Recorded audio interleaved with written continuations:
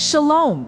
This is ECMYIS Heaven Affairs. Friends, Jesus fulfilled prophecy, enduring suffering and rising. This victory unlocks God's incredible grace, repentance, and forgiveness for us all. Let's embrace this transforming truth and share its powerful message of hope and new life with the world.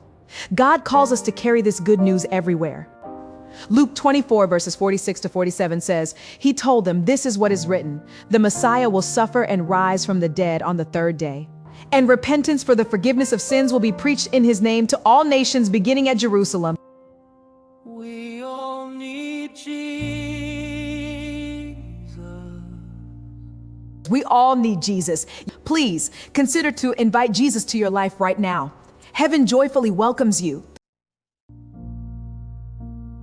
Yes, we need Jesus.